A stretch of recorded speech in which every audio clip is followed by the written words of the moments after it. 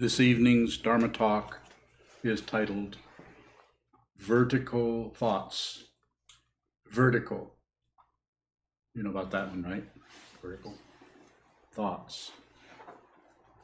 Vertical. Vertical thoughts. It might take a while to move us in a direction so you understand how I am differentiating between vertical thoughts and horizontal thoughts. Just a way of talking about it. There is no such thing, actually. I gotta say something, so I thought I'd say that. So let's say, take it a little further. Vertical thoughts evaporate. Horizontal thoughts proliferate. Those are the two 8s, which makes 16, which I had no comment on that. I thought I'd say that since I thought of it. So the idea here is that vertical, you're having your thought patterns that are allowed to rise, they're there and you see them and you think them, but they're allowed to float away. You don't need the security of grasping onto thoughts. If you're grasping onto thoughts, this means you believe the thoughts. If the thoughts are allowed to just rise, then you neither believe them nor disbelieve them. You certainly don't look away from them. You see them. That stink bug upon the wall is following my example, going up the wall. You see it?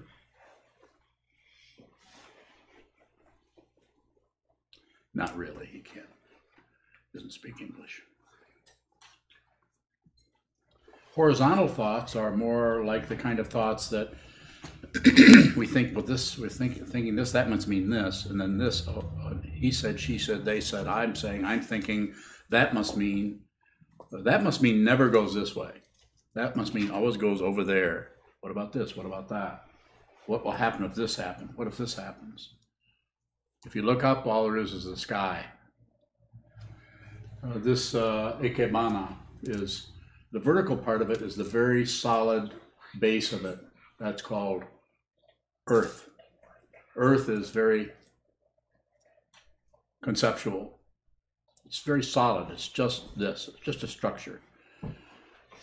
The vertical part represents heaven, or the ultimate situation. So horizontal, earth, vertical, heaven. And this little flower here is, the conventional word for that is man, but it's also man or woman or they. Just so I've got all my bases covered. I think there are 3 bases, right? No, I keep forgetting home plate. If they gave me a number, I mean, if they'd say 1, 2, 3, 4, what's wrong with those people? Back in the late 1800s when baseball was, you know about that, right? Baseball?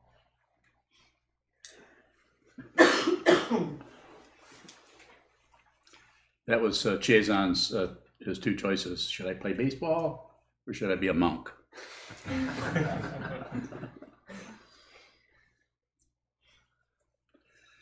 Excuse me.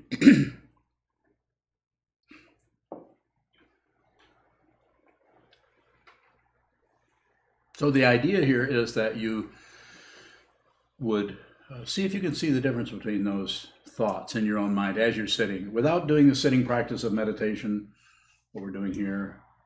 It's going to be pretty hard for you to see that difference because it's so tempting to just go into it and get very discursive, very thinking, analyzing. If you have to say, is that a vertical thought? It's horizontal. It's flat. It's basic, conceptual, constructive, analytical stuff.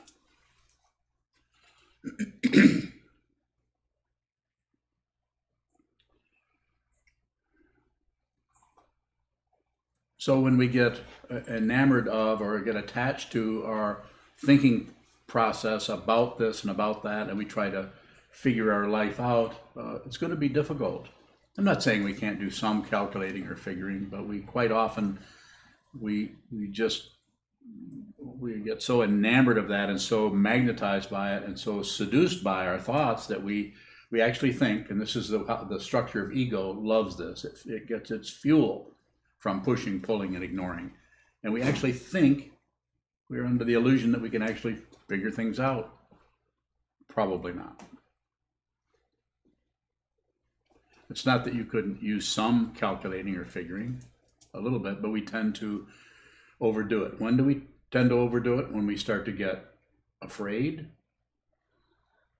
or when we start to get very, very hopeful, which is the other end of that spectrum, hope and fear.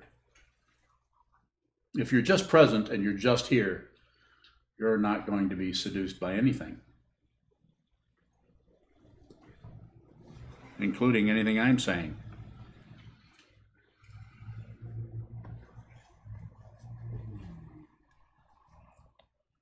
Give your attention to everything I'm saying. Just because you're here, why not? When you leave, forget everything I've said.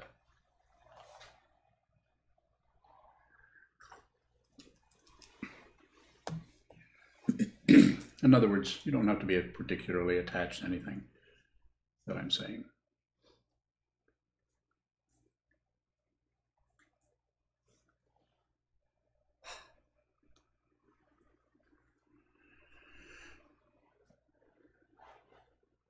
It seems that if we don't train our mind, if we don't sit down, hold still, and watch what the mind is doing, that we will be trapped by and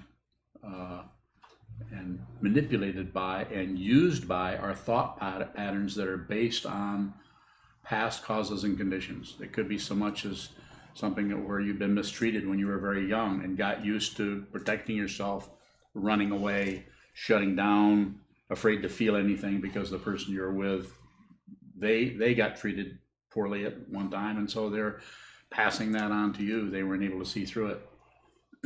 Or then people go into some kind of a religious situation where they think everybody has to do what they do. It's painful.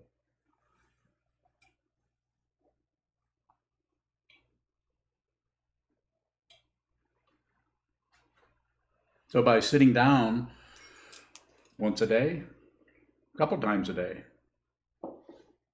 6 times a week, sit down, hold still, look at the wall, or look at the floor. If you don't want to look at the wall, look at something that's not doing anything.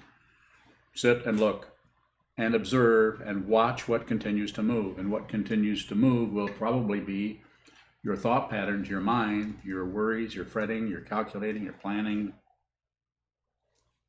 What should I do? What should I do about her? What should I do about him? If you notice, there's always somebody who would be happy to give you advice. And usually the people who want to give you advice are the people that are the most confused.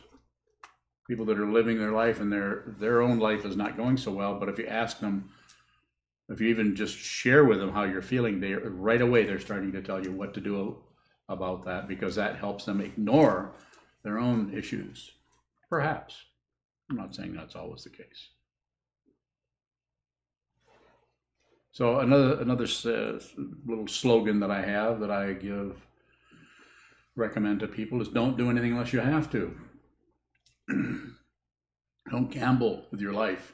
Don't do anything unless you have to. Sit back and wait and see what shows up. See what shows up. If you're doing things based on impulse or on guesswork, then you're going to miss particularly the very thing you need to see in your life. Because you're operating out of what? Hope and fear. Hope that things will get better and fear that they're going to get worse. And so therefore we tend to grasp at things based on our uninspected karma, uninspected psychology, our uninspected consciousness or mind.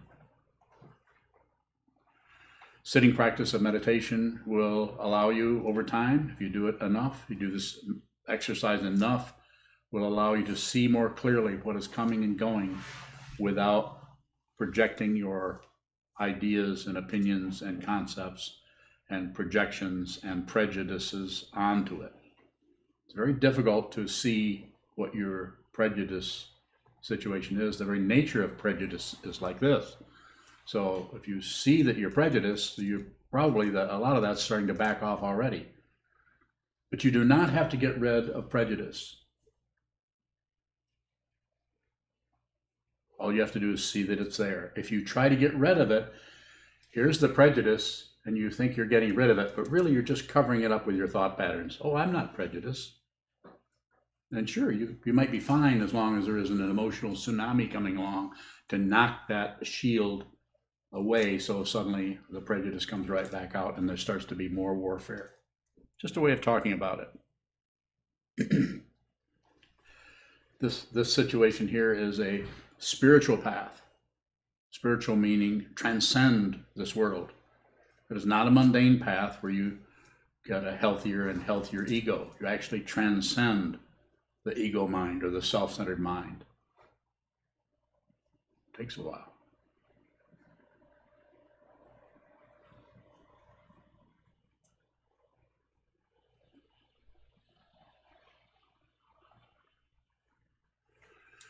So what is happening when you're doing sitting meditation is it's like you're doing an exercise, an awareness exercise, where that invisible muscle called the awareness just gets stronger. You can't really measure it. You can't check it out, but it gets stronger. And one of the ways that you know it's getting stronger is you can see more clearly the way you deceive yourself. You're starting to see more and more clearly. That can be a very negative feeling. Sometimes when people who operate without a teacher and without a community or a sangha will meditate, and then if the meditation actually starts to work, then because of fear or because of some other kind of confusion, someone might begin to think and have an opinion about what's happening and think, well, this can't work, I feel worse. So I'll stop doing it, I'll look for something else. I'll try yoga. Nothing wrong with yoga, I like yoga. I know a lot of yogins and yoginis.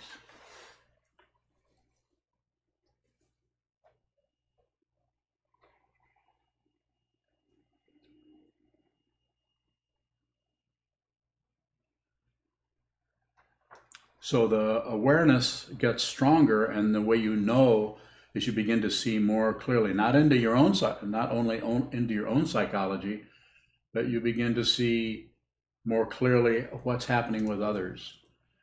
Maybe before you began meditation, you might have seen other people coming at you with anger or accusations or unfairness coming in your way. You might have been upset or mad or wanted to fight with them, or maybe you did fight with them. Whereas after you meditated for not too long, a few years, you might begin to see when this kind of energy comes your way, instead of seeing the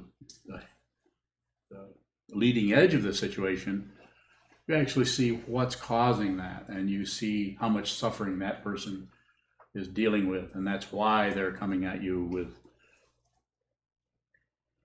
the state of lock and load, or after I want a piece of you because of what you did, what you said, what they think you did or said. Whereas if you see very clearly the underlying motivation, or you see deeply into what's happening with others, it's called intuition, that can't function. Intuition is not thinking. Then you may cut them a little bit of slack. You might see that they're doing that, and you may, instead of fighting with them or arguing or running away, you might not even say, I see you're having a hard time, which could be condescending to that person. You might not say that at all. You might just look at them for a moment and then drop your gaze. Don't look directly in the eyes of anyone who is accusing you of anything.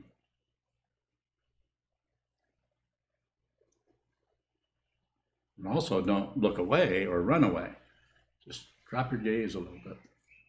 Give the other person some psychological space, so perhaps there's a possibility that through their awareness, they can see that you're not retaliating. You're not running away. You're just there with them.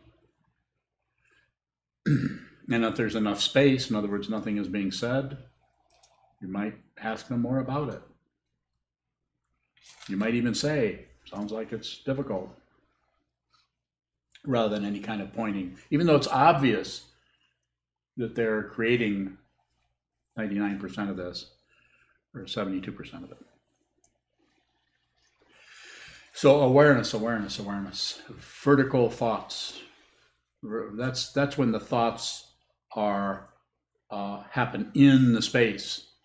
Horizontal thoughts are when the thought patterns suck up all the oxygen, because they need so damn much energy to keep going that they take up all your awareness. That's when what has priority is the thought patterns, because to ego mind or self-centered mind or narcissistic mind, it feels safer to think than just to be aware. You sit and look at this wall for very, very long, you'll see what I mean. As the ego gets more and more uncomfortable looking at nothing. It wants support. It wants reassurance. It wants. It's hungry. It's hungry for what? The three poisons: passion, I like it; aggression, I don't like it; and ignorance. What problem? Those three. Those are not, isn't something I made up. That's traditional Buddhism going back 2,500 years to the time of the Buddha himself, and has been passed down through the centuries to the current situation. And it's not through just a bunch of books. Has been said, it's warm hand to warm hand. I had to meet a couple of living human beings myself so that I could understand what this meant. I'd been reading about it for years. Now the bug is on the ceiling.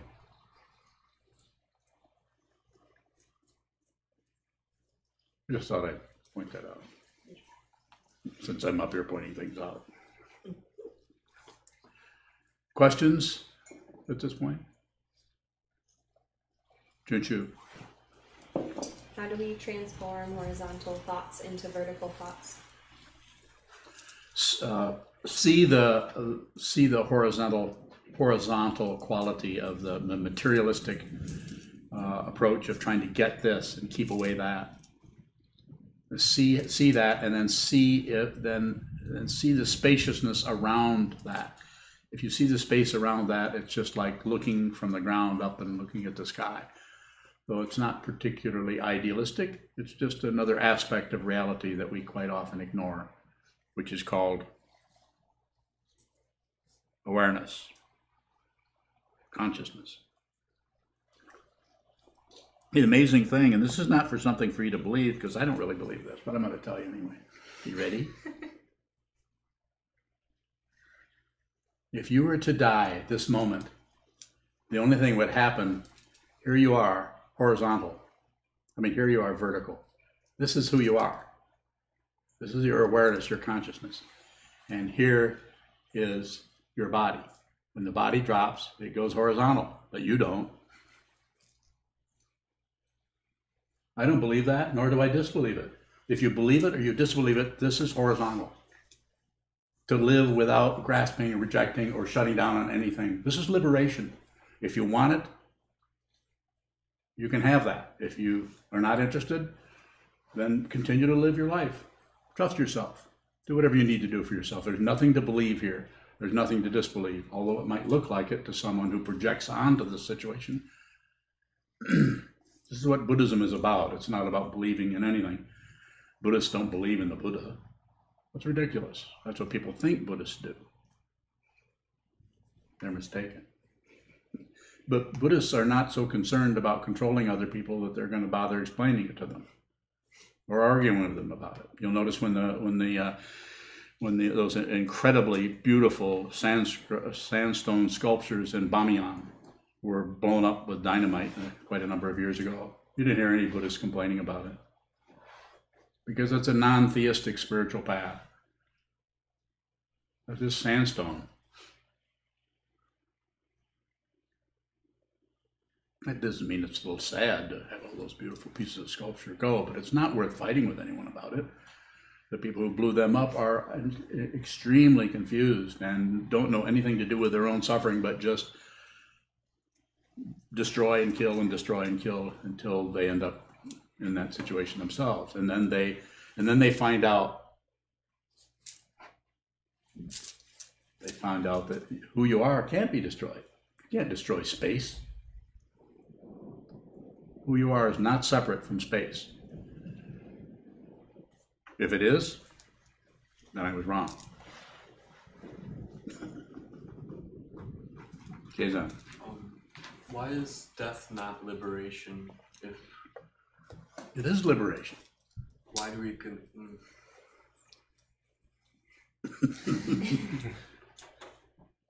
Keep coming. It is liberation. I'm not sure how to talk about this without the idea of rebirth or the perpetuation of suffering. That's all right, I'll handle that part. Why doesn't suffering cease at the time of death? Or does it? So, the way it looks, not being somebody who's dead, I know I look like I'm pretty close, but it hasn't happened yet. I think then it depends on the belief structure of what you think is actually happening. It's like believing in a dream.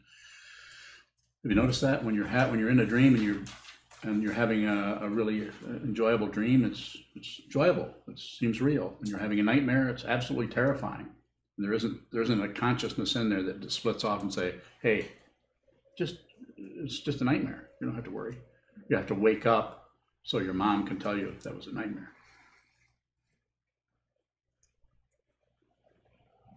Go ahead. In your analogy of the two standing up, yeah,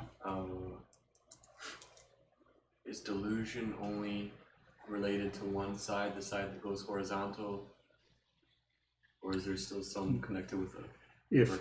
If one has not realized in this lifetime what this situation is, then when you die, because of hope and fear has not been dealt with in this life, in the physical situation, then it will probably show up in the spiritual path.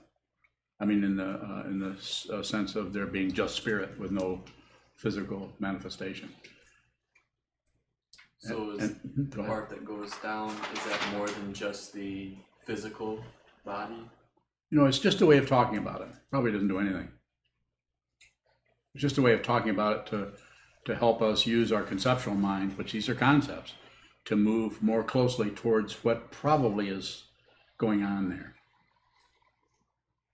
Just like if someone really believes in Allah or Christ, or somebody really believes in that, when the body drops, they probably will see images of that, more than likely.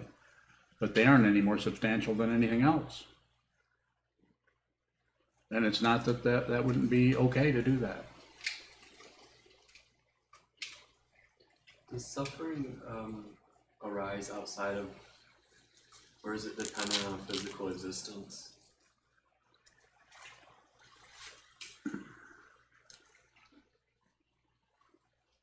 Looks like it depends on some kind of manifestation. Excuse me, my nose is itching.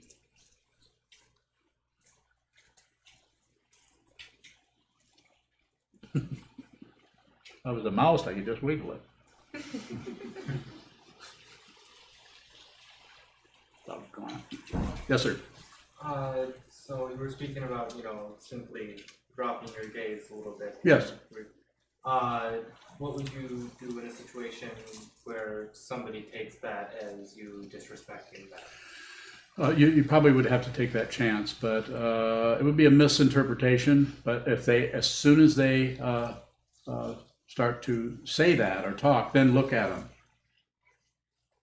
Then look back at them, and then you could literally, you have that opening as soon as they say that. Then you have the opening and say, "Oh no, I don't mean to be disrespectful at all." And if you're sincere, it'll be in your voice. It'll be in the tone of your voice. "No, I don't mean to be. I just didn't want to." And depending on who you're talking to, this may work or may not. Depends on who it is. You could say, no, I just didn't mean to challenge what you're saying. I don't want any more tension between us if I can help it. And that person, depending on how some people, their self-centeredness is so strong that they have to have a warfare. I mean, otherwise, why would they feel so tense? You know, and if you start becoming relaxed, you don't want to become too relaxed because then it's intimidating, and then they might kill you. It's meant to be funny. I know I had to explain that. There's some truth to that, because if you get too soft, then the person can't stand to have that kind of intensity come up. They need something to polarize it so that they don't feel, so it isn't so difficult for them. So a little bit of disagreement would probably be okay. You follow me? Okay. I've talked to inmates in prison where you can't get away from somebody in there about how to work with their body language. Much better than conceptual language. Body language is powerful.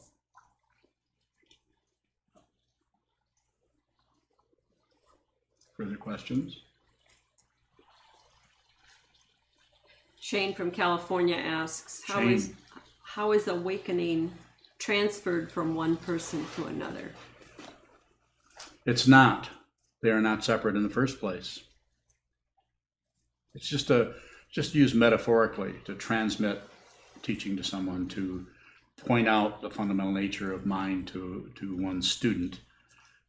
It's still, the student is the one who realizes it. So it isn't something you can particularly hand over. On the other hand, and on the same hand, you have to shake hands. You have to meet, it has to be a warm hand. You have to meet the person who is your teacher. If you don't meet them, you might not get to graduate. Choo-choo. What is it about a living person, living teacher, that is more helpful than just reading Dharma books? The living teacher knows you're not separate. He, she, they don't believe it. They know it. They can see it. It's in their face all the time. Not separate, not separate, not separate. It's practically barking at them.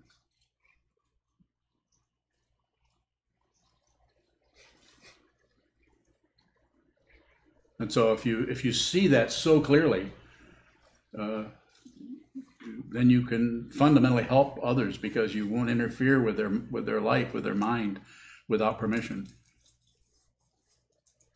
So like I say, if you all come in here and sit down for the next, 20 minutes or so, you are students, hopefully, and I'm a teacher. But when you leave, go do something else. Unless you're a temple resident, and then get permission. Or not. I wouldn't chase you. I would just say, somebody would just say, oh, Cody left. He did?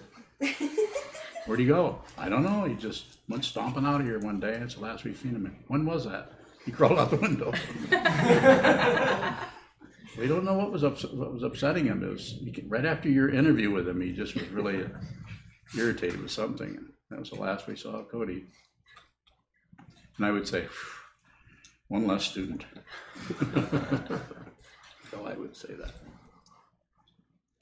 So it's meeting, if you understand who you are, if you know who you are, it's a realization. It's not something you think about, and it's not something that is an experience. This is an experience. Where is it now? Gone, other than it's in your memory. Realization is not an experience. It is experiential, because there are things about it that come and go, but the fundamental understanding never goes anywhere, because it's the truth. You see it. It's not something you believe, and no one can ever take that away from you. Even death can't take that away from you. How do I know? I don't know. That's how I know. Vertical. Don't leave the ground. You can't do away with the earth. And when the man goes, or the woman, or the transsexual, there's just this, and it's not separate. And it may be broken down into elements, and it may not.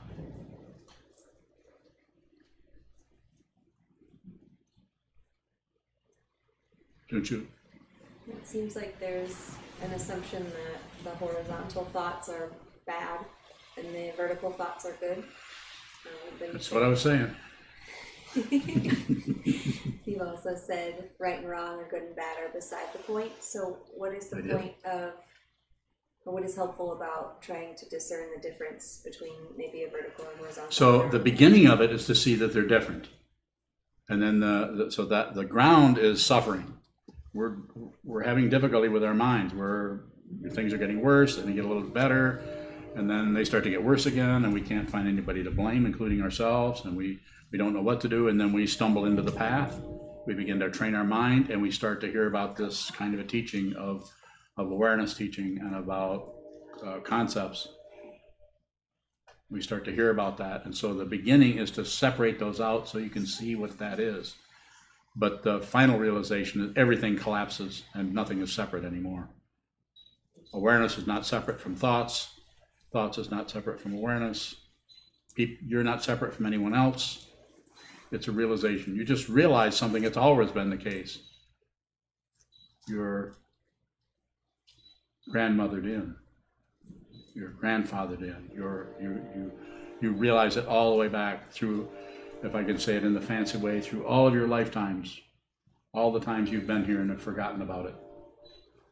All of that is realized, and it's here now, it's present, and it's without a self.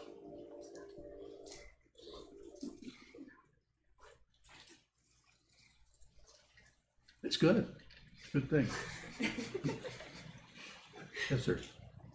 If so, that death is liberation, then why live in the first place? Because it doesn't.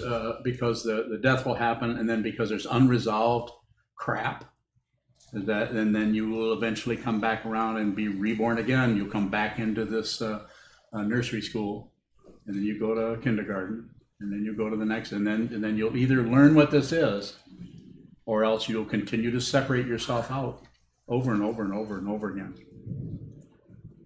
So here we are, back here again.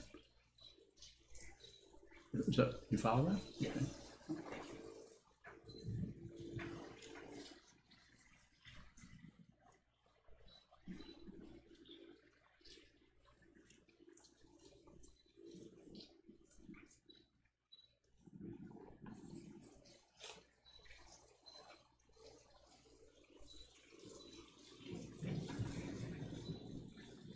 You have a question?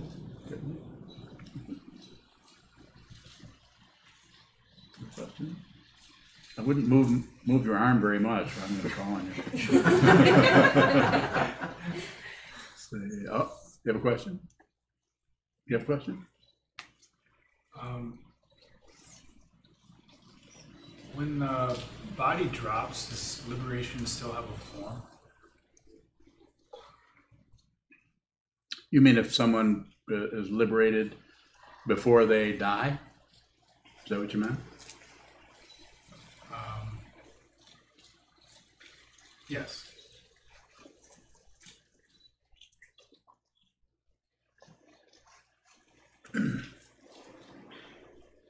Probably.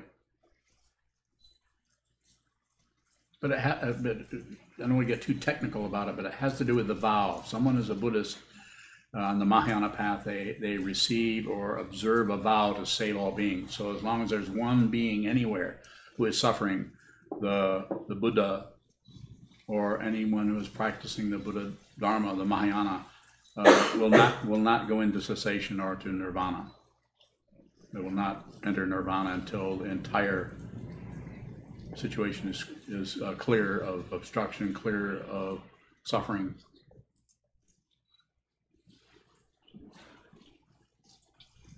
Does that ever occur? It non-occurs. Otherwise, if I don't say it that way, then I have to do positive or negative or neutral. And so I would say it in a negative way.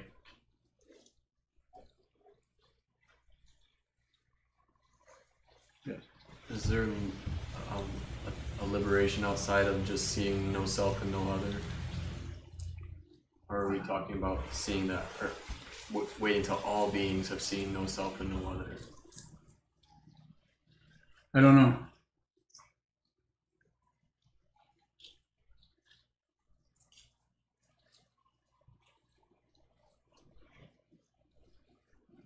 Human consciousness has some limitations there. We'll probably have to check with the aliens, see if there's anything else. No, not those aliens, the other ones.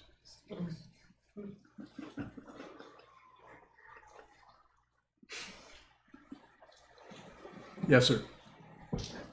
This conflict of addiction and going over into when you pass, it seems to me that turmoil is totally undecided in you. Okay. And so maybe this is where I'm understanding that's when you come back, that is a super unresolved thing in your... Yes, that's why I say resolve it now. You're here, you're hearing, this is very, very unusual. There are not thousands and thousands of people gathering or millions of people gathering around to hear this kind of a teaching.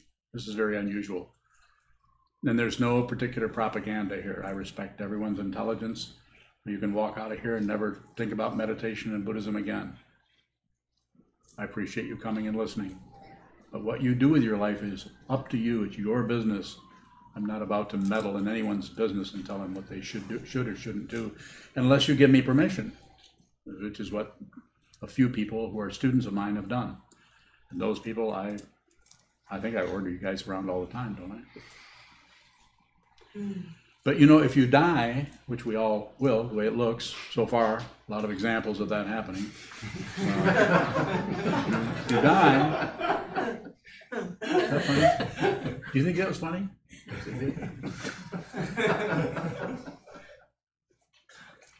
Not laughing. Okay, that was funny. It wasn't meant to be funny. That's why I'm perplexed. So if you die without first resolving or understanding what this tension or what this you know, in our gut we have this kind of struggle. Sometimes we can ignore it. We just kind of pretend it's not there. Sometimes we can use artificial pretense, alcohol, drugs. We artificially pretend it's not there by engaging in, you know, party down, you know, and void it, you know, just let's go bowling. Well, maybe not bowling, but we'll do something else. Just avoid it right up until the time of death. And then we have all that unobserved, uninvestigated karma or negativity that still wants to be expressed. So we come back again, we enter this school again, and if we're lucky, we meet someone that has been through it, that can fundamentally help us with that. And there's all kinds of spiritual paths. There's theistic, you know, someone praying, totally appropriate to do that. Putting someone else ahead of yourself is a very important path. We don't do it that way. We do a non-theistic approach to it, which is just different. Some people are not ready to do this kind of a path. And that's why I wouldn't convince them of doing anything. I would say if someone was a Christian or was a Muslim or indigenous American or whatever they were, or had no religious orientation, I would say just practice whatever you do, or whatever it is you do. Practice it. Make it important to you. Someone who is well, I think I've said enough about it. No, you should trust yourself. Further questions? David? The horizontal seems kind of heavy and you're talking kind of earthy. Is there some kind of, we always hear about cleansing. Is there some kind of cleansing that happens with vertical?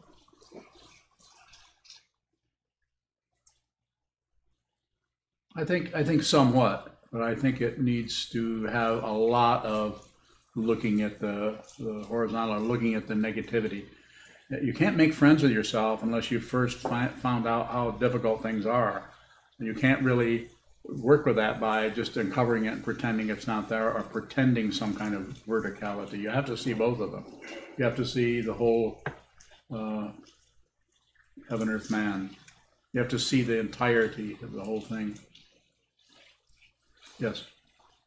I think it's this rain, but I'm thinking about mud, and how do you see the mud and stick with it? Mud's pretty sticky. And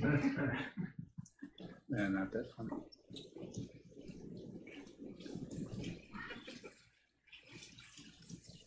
Yes. Kozan from Traverse City asks if you could describe again the metaphor of vertical thoughts. So vertical, the horizontal thoughts are always looking for they're always looking to elaborate and contaminate, and they're always looking for other reference points, and they're looking for all kinds of conversation. I call it gossip. There's all kinds of gossip. Should I, shouldn't I? Is this right? Is that right? What should this be? What do you think about what I'm thinking about what you're thinking? We actually do that. So I'll say it very slowly. What do you think about what I think about what you're thinking I'm thinking? We actually do that. We don't say it that way, but we have conversations that involve that kind of a labyrinth of concepts. So I would say, to respond to Kozan's question, I would say that we need to look at that kind of structure, and by training the mind to just sit still and watch what moves, we eventually start to recognize that quality of thoughts, that where the thoughts are showing up in the open space, and they're not particularly claiming anything. Just a thought process. It's interesting because when that begins to occur, then the thoughts come and actually help you with what is happening in your life, rather than come in and make things even worse by causing you to be paranoid and looking for right and wrong and judging. We've all met somebody we all know somebody, maybe it's you, who is always looking for what's right, what's wrong. You can get very caught up in that kind of dynamic. We teach it to our young people, rather than teaching the young people to actually look at their life and be responsible for what they're doing. As soon as we see any kind of mistake happening, it's quite often we clamp down on them and feel that we have to train them. We'll even hear people say, well, that's not the way I was taught. So that's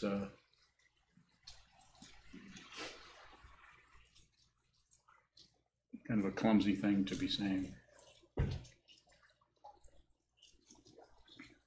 Did I answer Kozan's question? We're talking more about horizontal. So horizontal, we're just saying that the thoughts that are saying right, wrong, right, that's right, and that's wrong. That's correct, that's incorrect. This is why we do forms. This is why all of you in here tonight, we're doing the Heart Sutra in English, a traditional Mahayana Sutra, Buddhist Sutra. And what that is basically saying is that everything is empty of what you think it is. Form, feeling, perception, concept, consciousness. Form, feeling, perception, concepts or thinking, and the six sense fields and their objects are empty of a self. There's no self there. It just looks like it. And so the form that we use, by chanting that over and over again, you eventually see that there's no way you can do it the same way twice. This works in the consciousness in such a way to help us see that you cannot really lock down on anything. So there is a form that we observe. We don't obey forms, just like in our lineage, the 16 precepts: not to kill, not to steal, not to tell lies, and so on, are not things to obey. Those are things that you observe. And I can give you examples of how there are times when you may need to lie. There may be times when you need to kill, unlikely. But if you want to eat, you're going to have to kill something.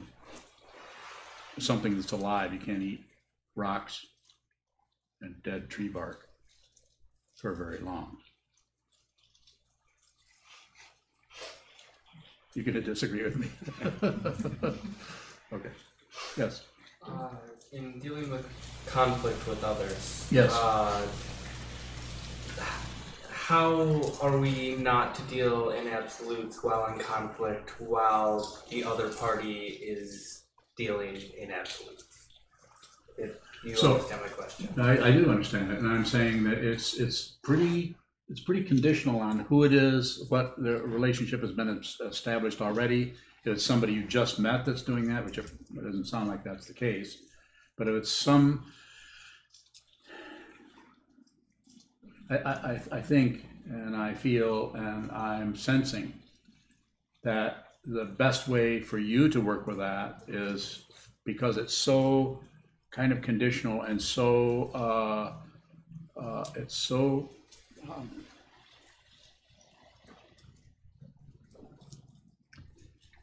it's so dependent upon each situation and that person and that particular scenario that's going on, that the best way for you to work with that genuinely, I sense that you sincerely want to do that, so you've got that part covered. The sincerity I sense is there.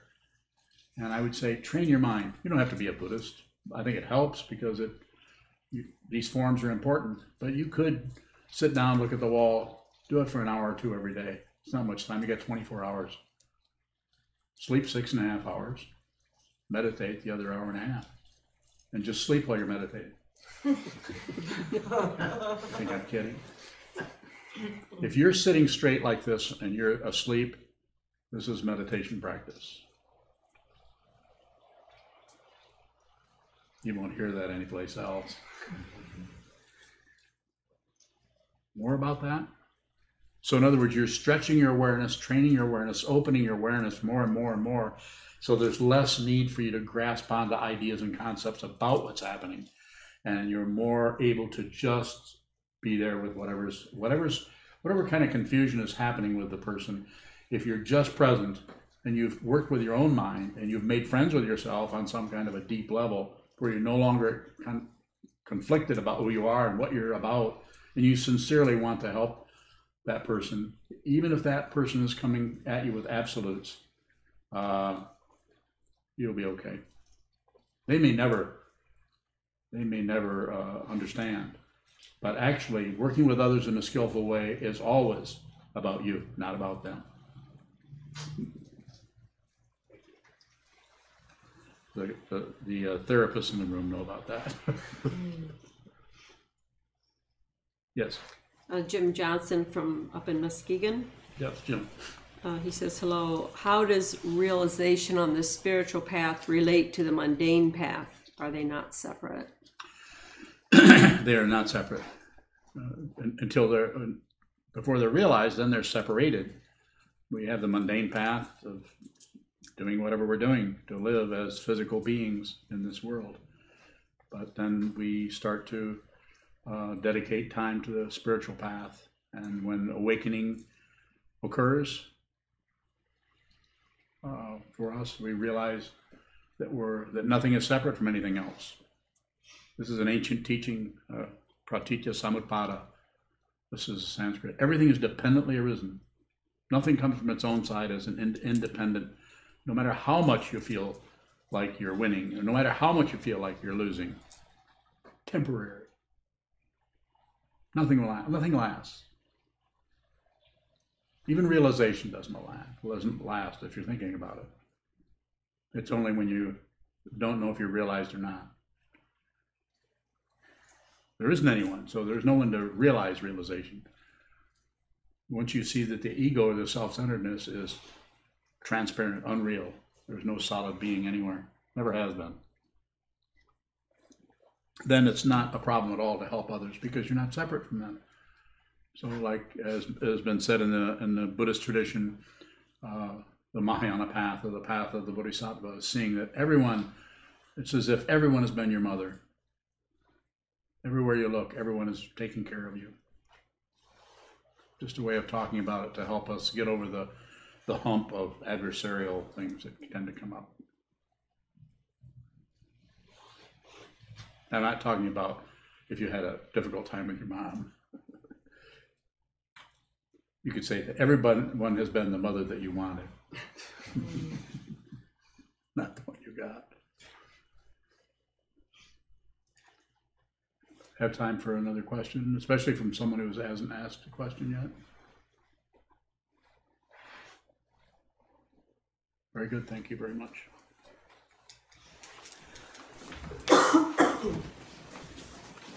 We'll stand and dedicate the merit in the back of our red chant books. I'd like to remind everybody about the donation boxes that we have in the hallway. Please help us financially as much as you can. We also accept payments on PayPal and with debit and credit cards.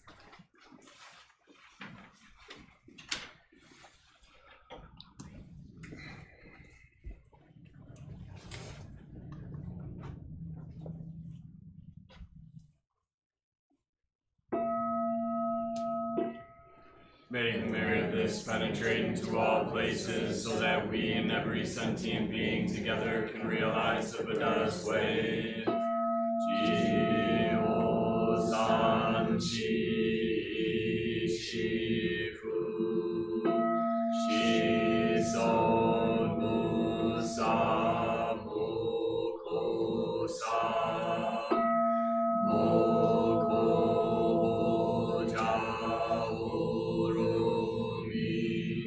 The 10 directions, the 3 worlds, all Buddhas, all venerable ones, Bodhisattvas, Mahasattvas, the great Prajna Paramita.